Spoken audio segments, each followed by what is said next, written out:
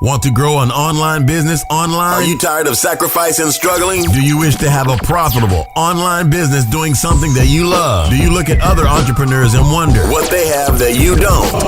Welcome to the Ballhead Marketing Podcast, a place where online entrepreneurs can learn new marketing strategies for their online business and be inspired by other entrepreneurs who are making a difference online. Listen as your host, Ahmad Austin, unveils unique marketing strategies from marketing experts and from his own personal experience. Welcome to ballheadmarketing.com, unveiling marketing strategies to get more leads and more sales. Welcome to Ballhead Marketing. Today on the call, I got Paul Evans. This is an awesome guest. I've been following him for a while, a little bit over 5 years. Today on the call, he's going to talk about leveraging products based on your talents and skills. He's basically going to tell you that you don't have to be an expert to create a good, awesome product, as long as the product can deliver and give good results. He's going to talk about finding your niche. He's also going to talk about if you're new to online business, there are 3 business models that you can choose from, which is very helpful for those who are just new to the online business, creating an online business. So I think it'll be very helpful. Stay tuned on the podcast. I know you'll enjoy it. I took down some notes myself, so check it out. Hey, Paul, I'm glad you're on the call. I've been following you for a long time. I was a member of Nicheology a while back. I think I found you through Dave Perdue with NAMS, Niche Affiliate Marketing System, and just love your work, been inspired. I would not have my website if it weren't for you and, a couple more other people, but because you kind of helped motivate me to take action, I was able to build my website, so I just appreciate it. Man, I love that. That makes me happy. Okay, awesome. Paul, tell us a little bit about yourself and what it is that you do. All right, so that's always one of those funny questions, when you're an entrepreneur, people are like, what do you do? And you've got like this conglomerate in your mind, but I basically whittle it down to 3 things: achieve, accelerate, and amplify. So I help people achieve in their business, just like what you just mentioned. If it wasn't for me, you wouldn't have your website up, even though I wasn't the catalyst. I was part of that. So that's achievement. Acceleration is all about doing things quickly so that we don't spend a lot of time thinking about things and planning things. We spend a lot of time doing things. We make a decision fast, we move. And then finally, amplify is to help people take their message and turn their microphone into a megaphone so that they will take whatever message it is in their business, their life, it doesn't matter where it is, and they're going to really become concrete with it, become clear with it, and then we're going to broadcast that so that they have the type of marketing that's a lot more attractional. People are coming toward them rather than them having to always chase their market. Well, how did you get started selling info products? Well, this was back in the 90s. Yes, 1990s. This was at the onset of PDF. I was doing a lot of public speaking at the time, and people would come up and say, hey, Paul, can you train me to be a speaker? And I was like, no, I don't do speaker coaching or any of that. I'm just out here talking, man. I don't even feel like I've got a lot to share. I'm just a talker. I usually say I'm a conversational speaker, not a professional speaker. But I got so much feedback from that, I decided that I would put a book together, but I did not want to have inventory. I didn't want to put it on any of the traditional types of avenues. Didn't want to go to a publisher. And so I did a little research, and the internet was, fairly new back then, and a PDF was really new. And so I decided to write my book and convert it to a PDF and sell it online. And so that's how I got started. And how did it turn out as far as sales? Well, it turned out phenomenal, but let me tell you just a little sidebar story about a mistake. I rented an email list of buyers for public speaker courses, and this was costing me $2,500 to rent this list. Well, the day that the list went out for a brand new product, the day that the email went out, my domain name expired. Oh, man. And so all these people hit the site, and my domain name was like, it's expired. So I went and got it renewed, called the guy, said, can you give me a discount for sending this out again? He said, man, I feel so bad for you. I'll send it out again. And I think I ended up making about $5,000 off of that initially. Awesome. So I doubled my investment, which is pretty cool. And so that was kind of my beginning of work online. Right. What were you doing before online business? Well, I was doing a lot of professional speaking, so I do that for insurance companies and talk about how to become a super agent, still do that to this day. I've also been in ministry since the time I was 18, and so I was working on church at that time as well. So that was kind of what I was focused on. Okay, awesome. And I also opened my first business at the age of 20. It was a fitness center, so I've always had a business in some way. At all times. Now, what are some of the biggest mistakes you see people make when they're starting an online business? The biggest mistake that I see is that they buy somebody's course and they expect it to be magic.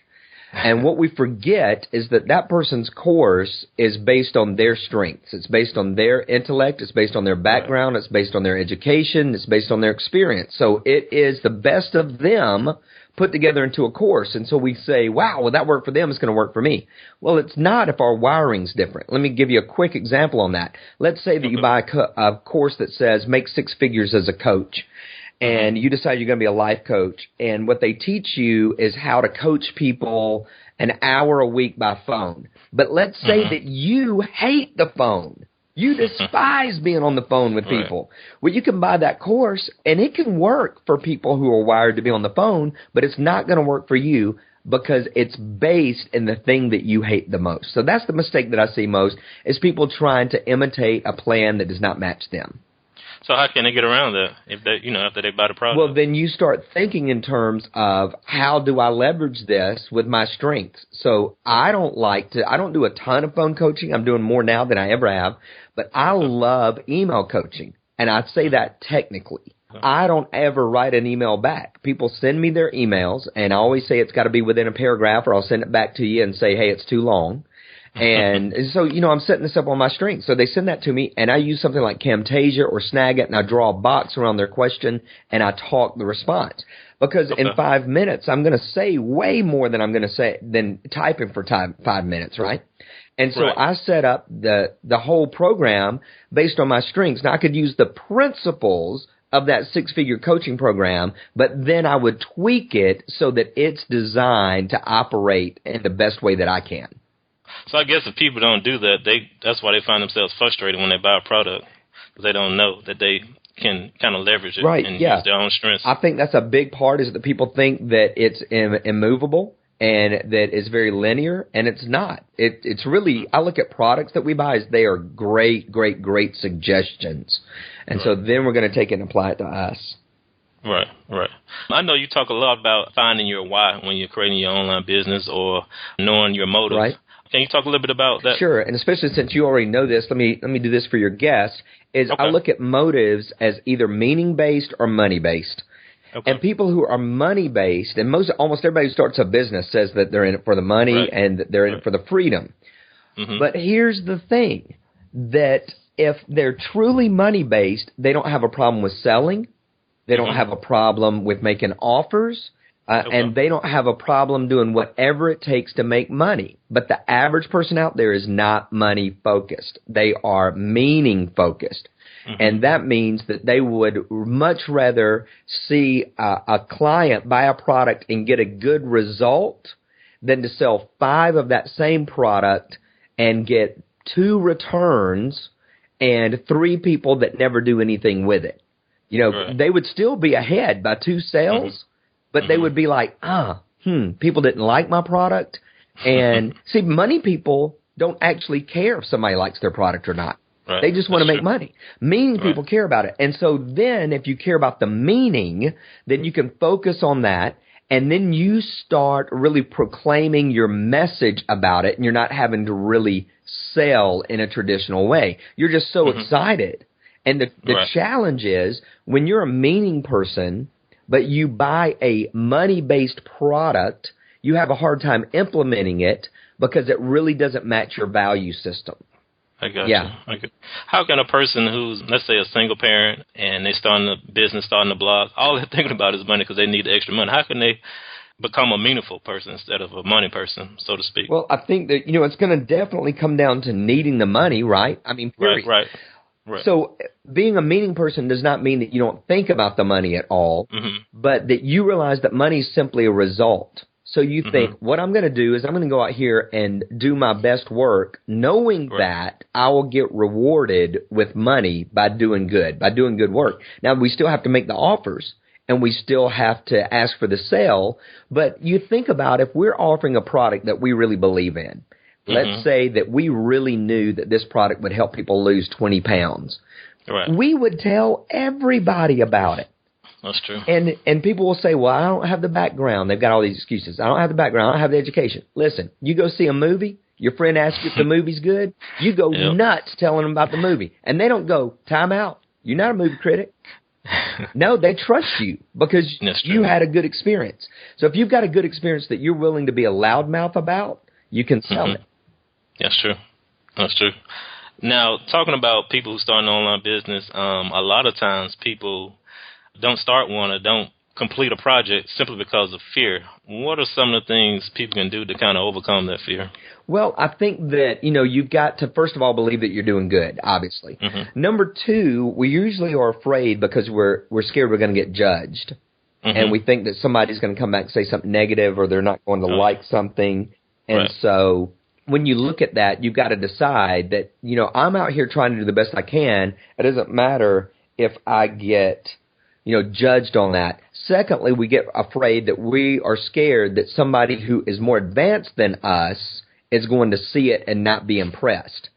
But we may not be serving those folks. Let's pretend that everybody's level 1 to 10, and we're serving levels 1 to 3 because we're a 4.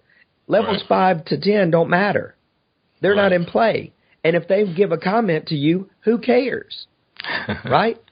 That's true. If I know how to do basic math and somebody who knows calculus complains to me or whines to me, well, I don't care. I don't know. I don't understand calculus. I'm focusing on what I can do, and that's what I'm going to spend all my time with. Yeah, that's true. I know I had that issue when I first started my videos on YouTube. I mean, I was afraid. I was like, people are not going to listen to me, or they're going to laugh at me and that kind of thing. But you have to kind of muster up the courage and go ahead and push forward and not worry about what people say. Yeah, that's right. Can you explain to our audience how they could run an online business, even if they don't have, or even if they don't feel like they have talent or the proper skills? Well, I think that when you look at that, you've got to look at it from the minimums. Because you may not have the talent or the skills right off. But what do you need? It depends on what your model is. But let's say that you're going to release your own product. Well, you need a website, you need a product, you need a way for people to pay for it, and you need to deliver it. And that's it. That's all you need. That's it, those 4 components. And so in today's world of WordPress and PayPal and a Word document you can convert to a PDF, it's really not that difficult. And with Google, with YouTube, everything that I just mentioned, you could look up and probably do it yourself in the next 48 to 72 hours. Right. Well, I think I'm thinking about the mentality of people who may want to start an online business, but they think about, I'm not an expert or that kind of thing. Well, we don't have to be an expert. Just like I gave you that example about the movie. Well, let me give you the example about, let's say that I've lost 20 pounds. Right. And my friends are going nuts. How in the world did you lose 20 pounds? What are you doing? And I say, wow, you want my plan? They don't go, no, I don't want your plan because you don't have a degree and you're not a fitness trainer and you're not an expert. They don't ask that. All people care about, the vast majority, except for a handful, the vast majority of people only care about the result. And if you can give them a result, they actually don't care about whether you are an expert or not. I often tell people, don't worry about being an expert, be a leader. And you don't have to lead the whole market, lead your market. You know what? We're going to lose 20 pounds. Let's go. Follow me. That's the attitude we need. I mean, do you think that's because of not being confident in, their skill set or things that they're already knowledgeable about, that people don't move forward? Yeah, part of it's that. But I think another part is that we don't value our accomplishments. And so things that we do, we think are normal. Things that I do, I think it's easy. Like I've always thought it was easy to talk. I didn't realize people had problems talking. People would say, I'm scared when I get on stage. I'm like, you've talked your whole life. People have probably told you to shut up. You've talked so much. But, when it comes to the structure and the platform, people all of a sudden get nervous. And I didn't know that people couldn't structure a talk and put everything in a great form and an outline. I didn't know that people couldn't make it memorable and portable and shareable. All these things were normal to me. And then I realized that almost everybody's normal. Almost everybody's average is somebody else's awesome. Everybody's ordinary is somebody else's extraordinary. And that's all we need to do is not look at what makes us special. Find out what makes us ordinary to us, because we're filling a gap for other people and they think it's extraordinary. Things that are normal to us, other people go nuts for. All right. This follows on to my next question. How can people find their niche with the online business? Well, I think that there are the perfect niche, so to speak. Yeah, there's a couple of ways to do it. One is where you do market research and you find out what's selling, et cetera, and you go into that market. You know, like personal development's always going to sell. How to make money doing something is always going to sell. Hobbies are always going to sell. Sports are always going to sell. Pets, relationships, they're always going to sell. So we know these markets are hot.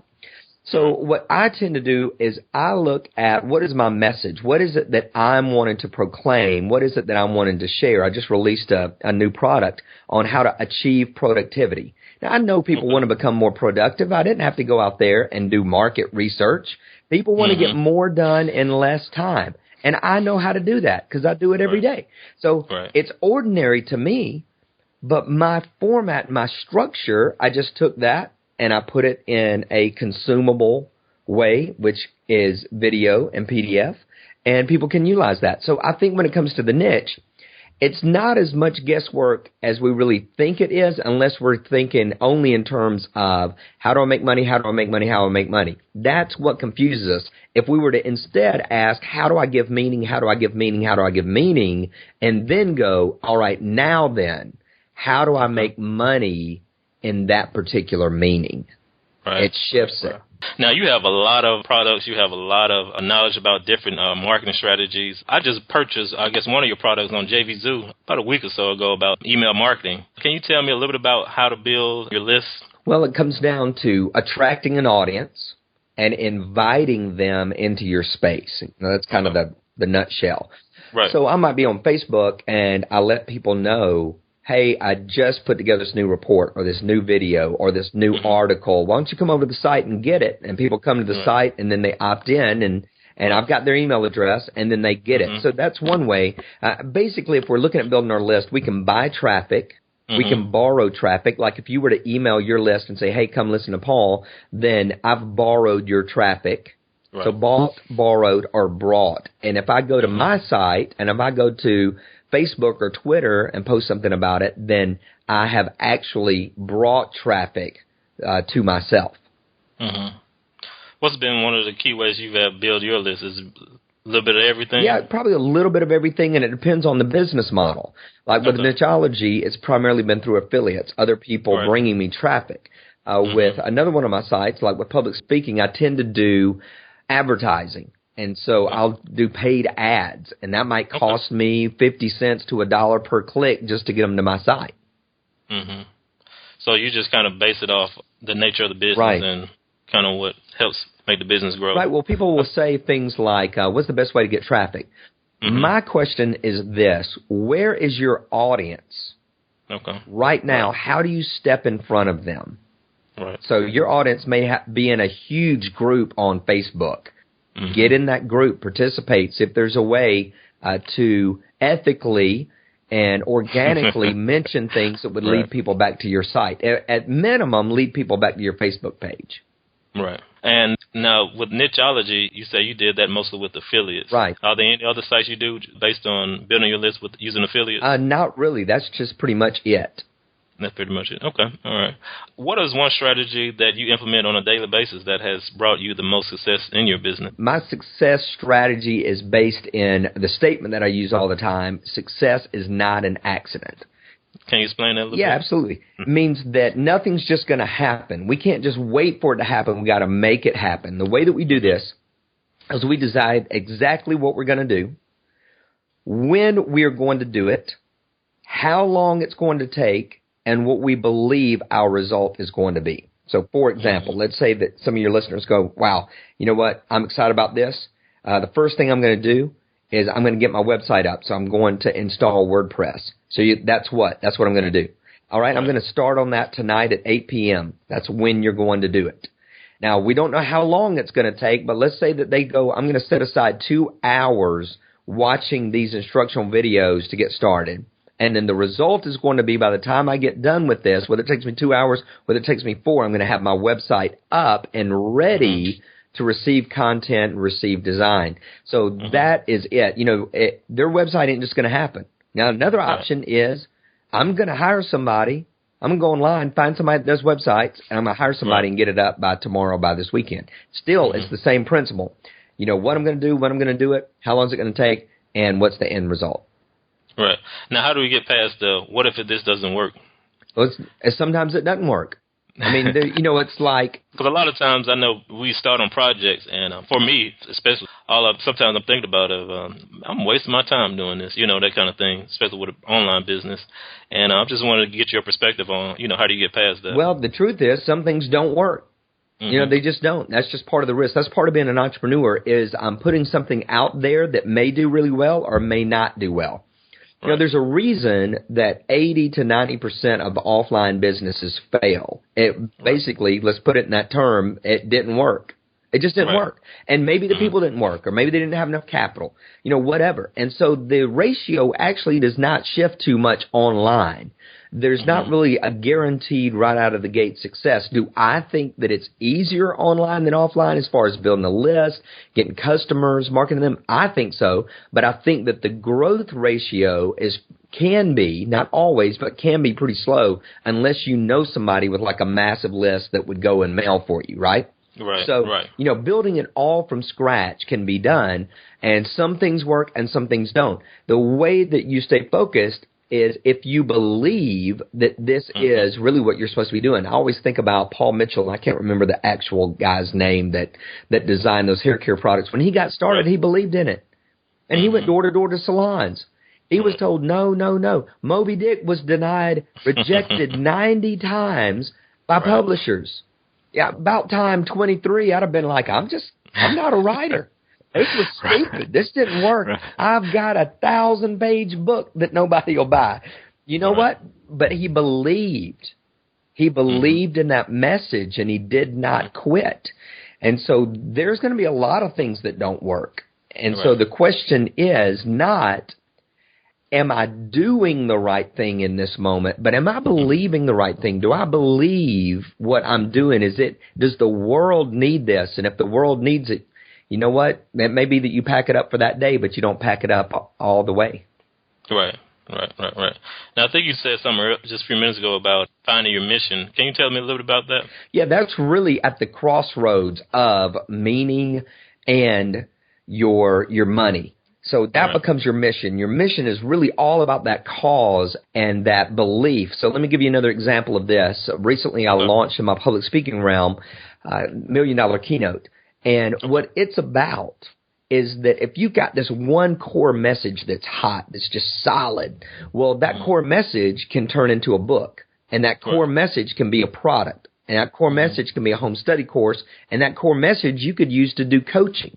So you could end up having $1 million platform off of this one core message. So I believe that. I know a lot of people out there that are putting out dozens of products, but they don't have a core message around it. And so what I'm trying to do is help them shortcut that. So I believe in that. So I don't have a problem selling it. I don't have a problem proclaiming it and making money from it because it's my mission to help people turn their microphone into a megaphone. Right. Awesome. Awesome. Now, what is one marketing strategy that you use that has brought you 80% of your success?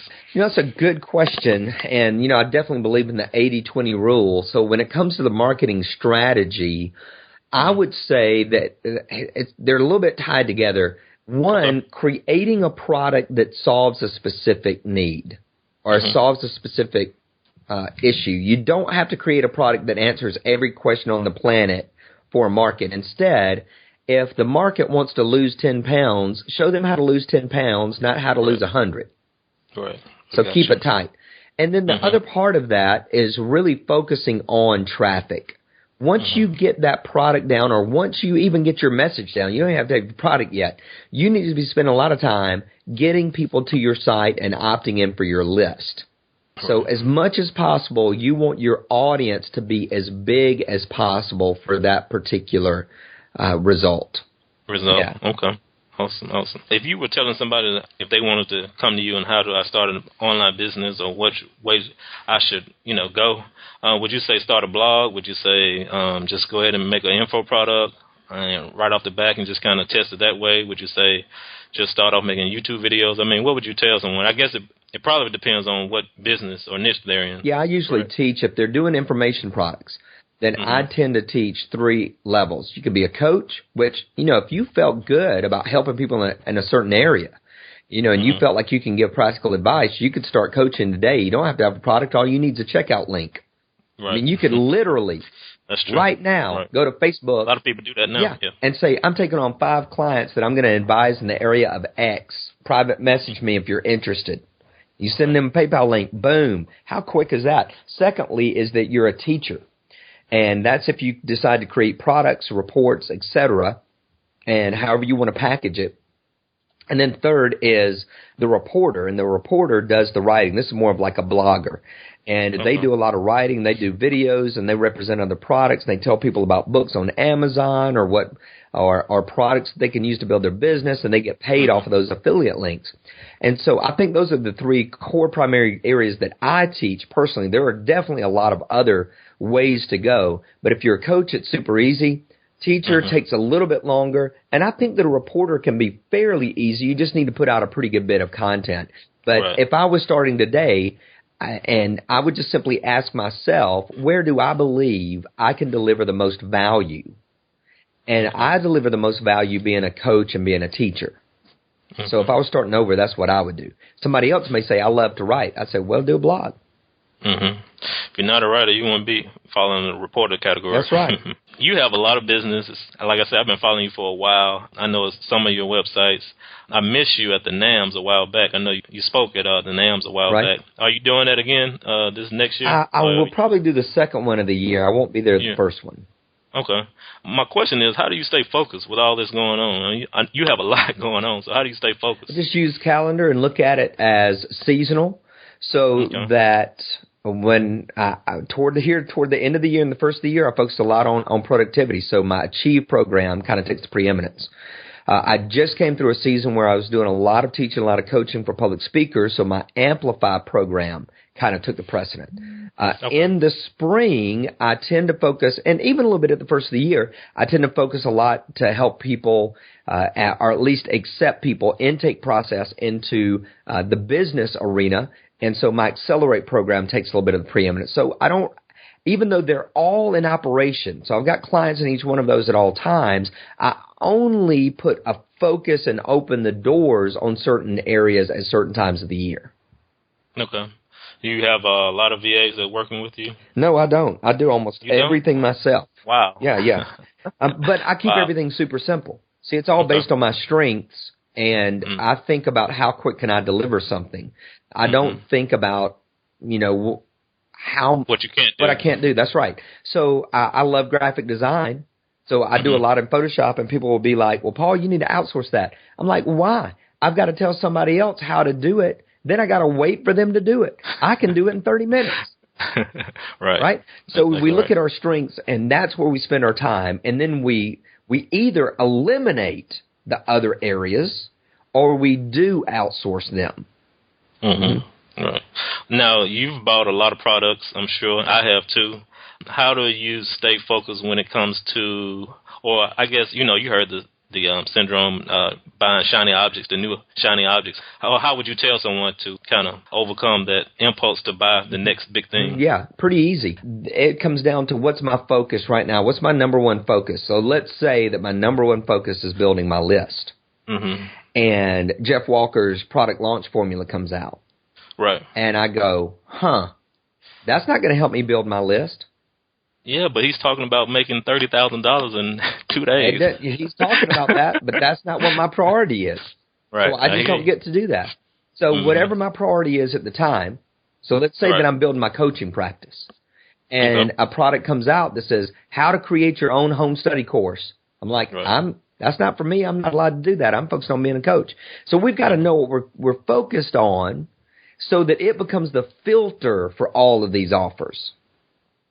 Right. So if I'm trying to get my website up, I don't have a website. I don't really understand how domain name works.